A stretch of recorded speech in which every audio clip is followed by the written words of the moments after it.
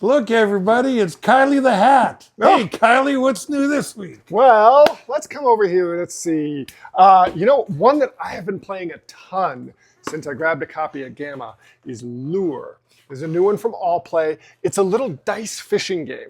So what's cool is everybody's got a bunch of D6s and a D12 and a D20, so it's dice with lots of sides on them. And there's going to be some fish out there. And you will need to roll certain numbers. It might be above a certain number. You might need to roll above a certain number, but have no doubles or have certain specific numbers on a die, whatever. So you see what's out there.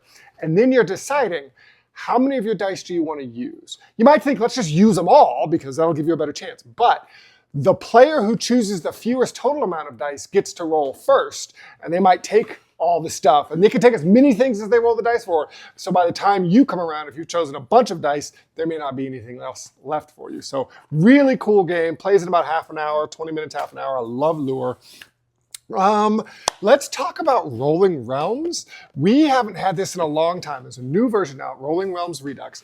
This is a very, very interesting project by Stonemaier, where it's a bunch of little roll and write games. You actually don't play one at a time. You're going to play 3 or 4 and total up your score.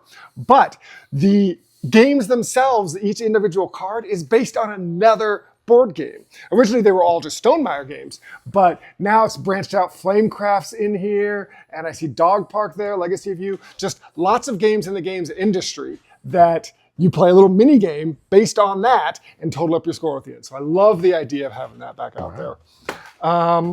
Last one to talk about, we just got in Castle Combo. Fans of Far Away take note. Same publisher as Far Away, and it's also a tableau builder, a kind of game where everyone's collecting cards and you're going to be putting them face up on the table and scoring the points for them at the end of the game.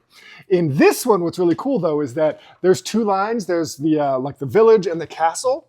And on your turn, you're only going to be able to take a card from one of those lines depending on where this little marker is. So you might have to pay resources to move it to the other line, to move things out, but ultimately you're going to have a 3x3 grid with certain cards scoring if they're next to certain other cards, or if you don't have certain types of cards, things like that. Super fun, quick 20, 30-minute game, plays up to 5. I had a blast with it. So those are just a few of the new releases this week. There's obviously a ton more.